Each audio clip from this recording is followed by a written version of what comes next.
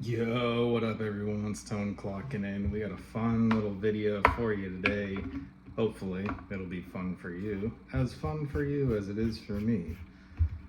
So I've been doing a lot of different hollows in different styles for different facets of the seasons around here, what we're looking for, what we're trying to find, what we're trying to get to eat. But I decided to take a little detour from the common stuff and go a little bit louder colors. Been working through some color combinations recently, trying to find my groove with different ideas and the practicalities of those. So we're going to go a little bit louder today. And I was thinking with a pink and purple blend, we're going to sprinkle some white in there. It's going to be a flashy yet classy little number that I think everyone's going to enjoy. A nice little hybrid squimpish bucktail hollow on a 3/0. This is a mustad tarpon.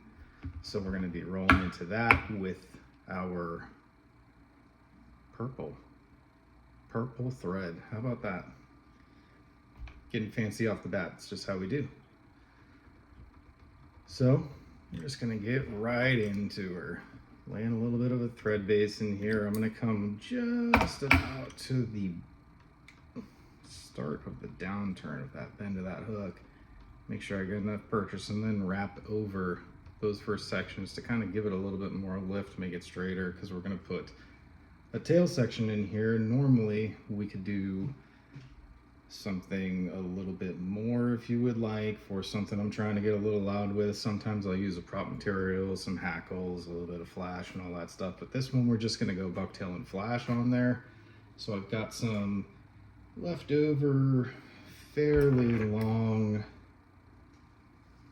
pretty good textured bucktail that we're going to use. I mean, not super long, but it's like, you know, the 4 to 5 inch range. So long enough for this application. This is going to be the only white layer in the base that's just going to give a little bit of a fade to the color towards the rear of the fly. So I'm going to trim that down, tie that in pretty tight, because although we're setting it right on the top here, as soon as I start to put a little bit of pressure, I'm going to mount that around like the top 270. So it's going to come around, you know, the top sides diagonals to the sides, a little bit on the underside, so that it's not going to get confused while going through the midsection of that hook bend.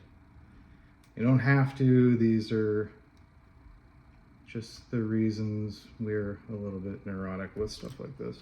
So that's all we're doing right here. We got our first tail section bucktail in, and then I am going to stack a little bit of flash on top of that. I'm going polar flash on this. I always do 6 pieces on these. So go through here and try and count these as I separate them. 1, 2, 3, 4, 5, 6. Don't know why, it's just a good volume. Lucky situation. Once you start, you know, doing stupid little standardized things like that, it makes it a little bit easier on your brain.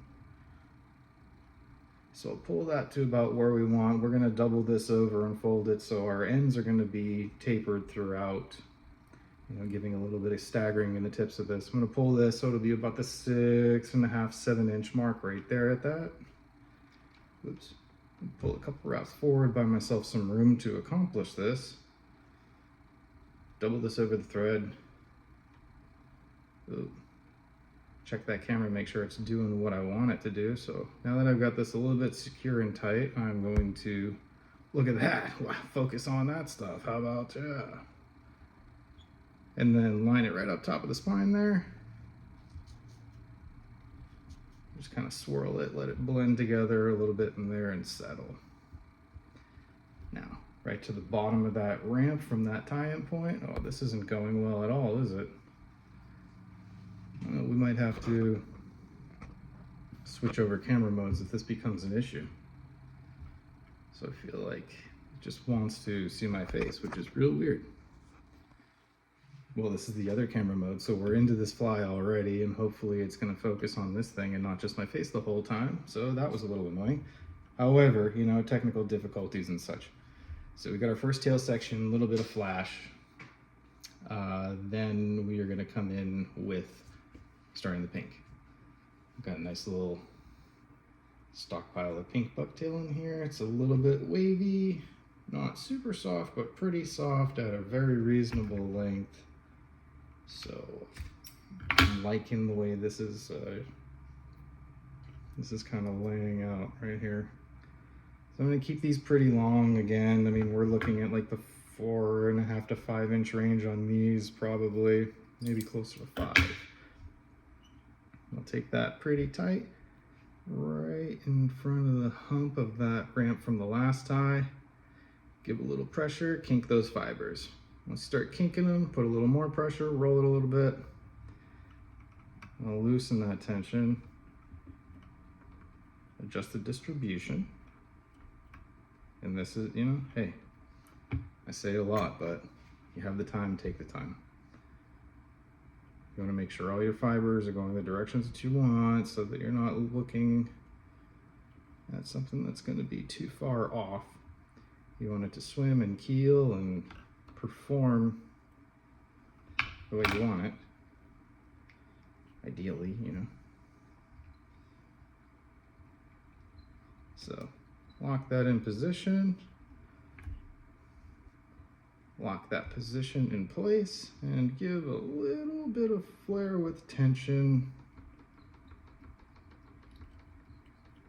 Now come back over, just lock all that stuff, back down to the bottom of that ramp. Section 2 done, pink. Another layer of pink right there. I'm gonna go a little bit more sparse because we've got 2 more tie-ins of bucktail before we start getting to our shoulder and head work here. Now, little off-screen bucktail butchering, no big deal. So I had an idea of keeping this pretty concise, and I was like, you know, it's not gonna happen. I obviously picked fly that I was doing. I had done a few of these before, and I was like, they're taking longer because of the amount of steps. I mean, it's a 7 ingredient fly with, you know, multiple hollow tie-in points and then some accent materials, and it's gonna be a little consuming if you want to sit there and get it right. Like, sure enough, you're in production mode, you can get them all set up, you know, get all your materials rip roaring, ready to go, and then line everything up, get it all done, bing, bing, bing, bing. However, I'm just screwing around. I don't imagine myself doing more than a half dozen of these at a time, because, I mean, if they're just for myself or people that I know, I'm not going to go crazy yet. I mean, if it turns out to be a real hoot, who knows? So, first hollow tie of the bunch. Make sure that distribution's pretty good before we set anything in place, and I kind of really like that. It's not bad. Try and keep that position of that distribution. Pull up and lock pretty hard against it. Roll it back out, and then burnish the edges of that just to make sure that they're all even and will all fold evenly when you start to angle that head down.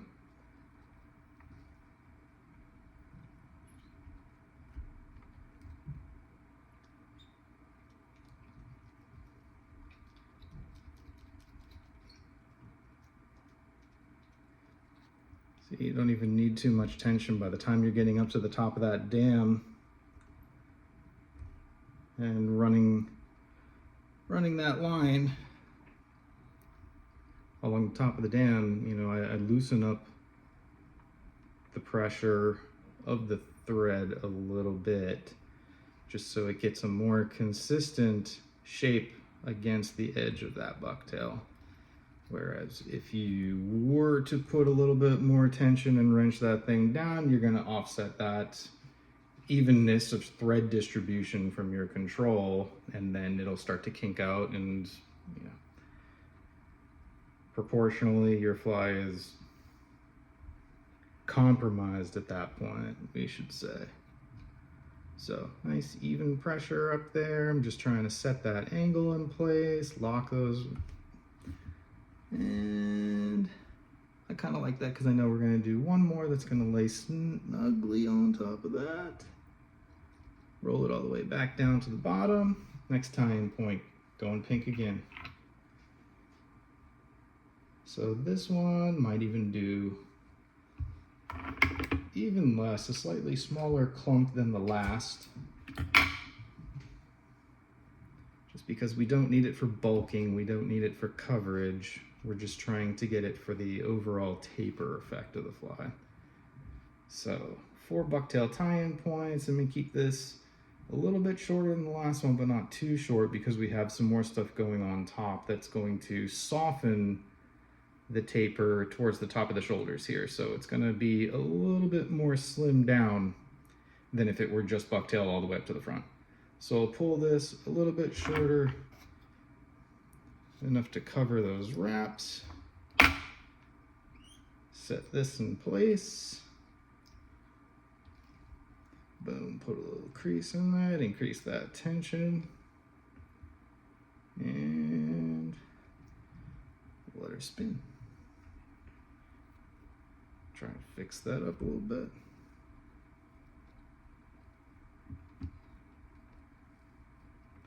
Nice and even. That's all we need.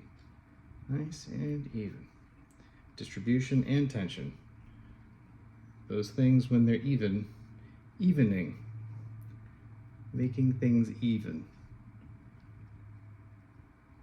will make your life that much easier to deal with.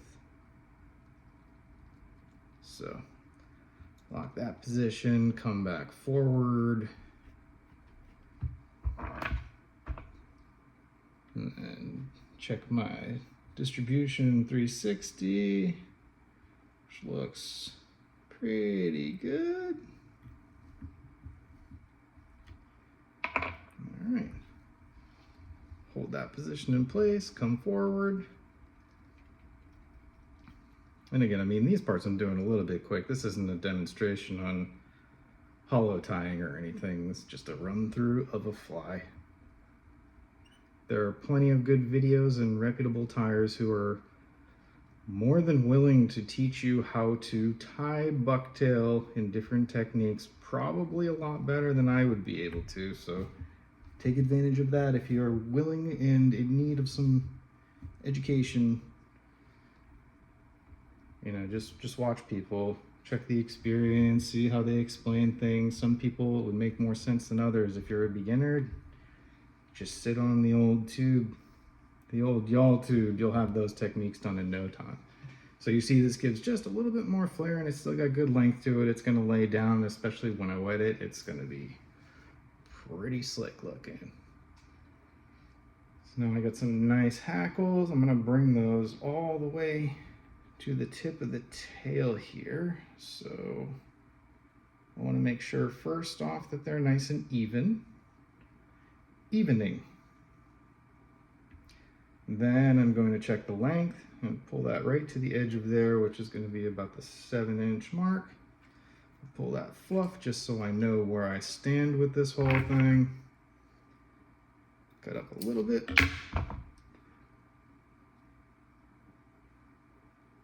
And then I will flatten those down so it makes it easier to tie in without rolling over the shank of the hook in any way. Just helps me a little bit for securing a position when you're doing different stuff rotationally. So for this one, I am fairly loosely tying this until we verify the position of it at, so maybe if you're looking down the side of the shank, or if you're sighting down the shank long ways, hook eye to bend, probably a 45-degree tie-in point. So they're going to be semi-veiled like this, leaving a little bit of a gap on the top where they're going to kind of roost over and then taper in and turn into each other right at the end, the very tip of the tail. So as long as you maintain that direction from the front side and have feathers that are relatively stable in their shape and swoop, you can maintain that and use it to your advantage. So See, now I'm getting all kinds of shit wrapped up in here. Where did that bucktail come from? It's scaring me. Well, that's not supposed to go there. And I could just tie it back, but whatever. So I want to make sure that these feathers are set pretty well. And I want them to be as symmetrical as possible because it'll definitely show in the final angles. So I'll pull right up to it. And then once I get my thread up to that line, I'm going to check the outward angles and just give it a little kink. You know, a nice even kink so that they kind of stand up in the same way. You've got the shoulders building your arch while it's flowing backward or rearward or afterward, whichever you'd like to say. And then you can glue these, you can resin them. I just like to resin that kinked position for the lift because it's quick and I don't have to worry about getting glue on my fingertips. But see, now this looks like a whole hot mess up at the front. Normally I'm pretty clean about this. I'm embarrassed. Why am I making this video, you ask? Don't know.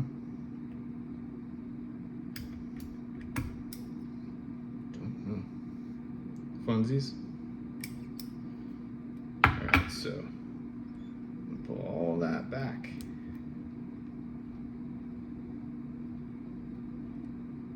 And I am just going right over all of it. Alright. So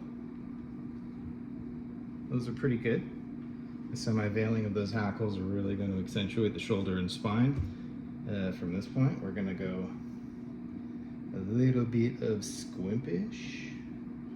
And this one's nice. It's a white, pink, purple blend. It's got accents of orange in it. So it pops, but it also blends nicely with this color combo. So I'll take just a little bit of that under fur out and kind of evaluate the thickness that I want as far as the density of this material to go on top. I don't want too much, but you want enough so you're going to cover the top 180 of the shank from the front side. So you're going to cover the tie-in point of those shoulder wings or the feathers there. You know, just make it a little bit cleaner looking. Secrets, man. It's all the secrets. So I feel like that's even. That's a little too much even, so I'll strip a little bit more. Those shorter fibers. Yeah, that feels a little bit better. So usually I want as clean a butt end to tie in as I can from this material. So I'll take it from the top there, start putting a little tension on her, and then just spread her with my thumbnail. Make sure she can cover the top 180 of the shank.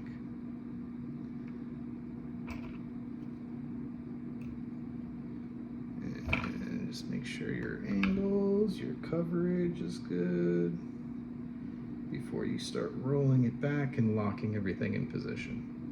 So I like the way that looks. I'm going to start rolling that back, lock everything down in position. Come back up to the front, taper this little front slope just a hair, pun intended, and then clean that up. Bring the tension all the way back up to the top because I'm going to take this now, give a little custom taper there.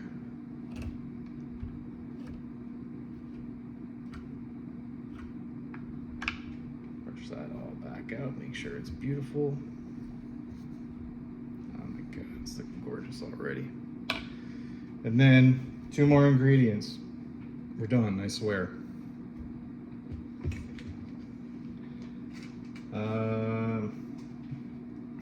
These ones I've been using some leftover jungle caulk. This is, I mean, not necessarily B grade, but not quite A grade. So I'm not dressing these up to not get beat up. They're definitely going to get worked, so I'm not giving it, you know what it is. What it is, what it do, as they say. And then, let me see, I'll pull that right about back to here. Just pin that with my thumb. 3-4 wraps, hold that in position. I like to keep them relatively straight. You can give them a lift, you can drop them down. I don't care, man. Do whatever you want. That's the beauty of all this. Do what you want. Just make a happy little bait fish. So, assuming I have enough tension on that one, which I might not, we'll see in a second. Just really want to record and showcase my blunders, for you guys. Let you know we're just real people too. We're just crazy. It's fine. All right, so hold that position. I'm going to lightly drop down.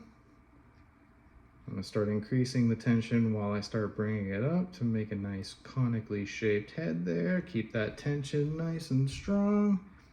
And then final ingredient coming through with this peacock. This one, I do 5 strands. Let's see, that one's 6, but it looks like I got an extra shorty in there. So let's see where you at, shorty. Shorty. Actually, they're all not that bad. Okay. Well. Oops. That one just came out. No biggie. Put it right back in. Who cares? Or not, whatever. So I like to have them generally going all the same way. If you can, sometimes you gotta flip a hurl, but that's just the nature of working with that hurl. So put a little bit of a curve in there so that their flat spot starts curling at the same direction. And then pull that up as much as I can. So 3 super tight wraps. And then just make sure that it's centered, kinked where I want, keep that tension up on it. Once you let it go, I'm gonna make sure she will be where she wants to be.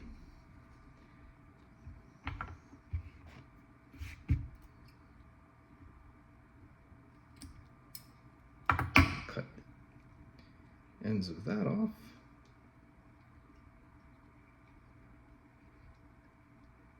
Clean it up.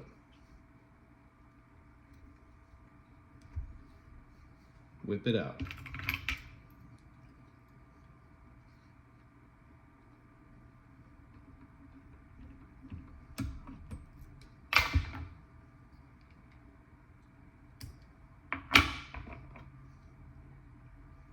Cap it off.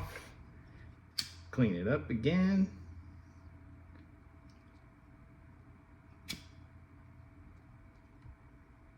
Dang, clean up already. Then and only then do we resin the head. Ooh, nobody told me that little thing was hanging out there. I almost left a strand of something I should not have. That is ugly. Ugly. Oh, and worst part, it's there to stay.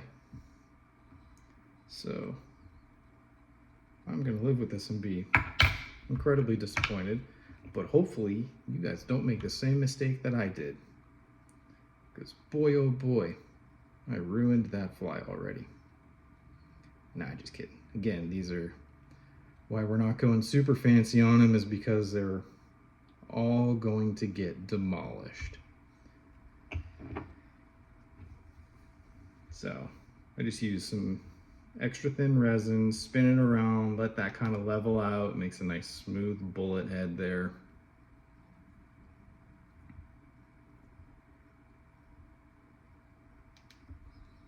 Really sear that in. And then there you have it. A pink, white, and purple blend hybrid hollow. Some peacock, some jaycock, a little bit. Beep. Once you get your wash and forms on down and shows you her true taper after melding and bending, you'll see. You'll see what I'm talking about. It'll look nice and smooth. Anyway, that's what we got. Thanks for checking it out. Hope you enjoyed it. This is fun for me and for y'all, and good luck. Tight lines, have fun, do whatever they say, whatever. I don't even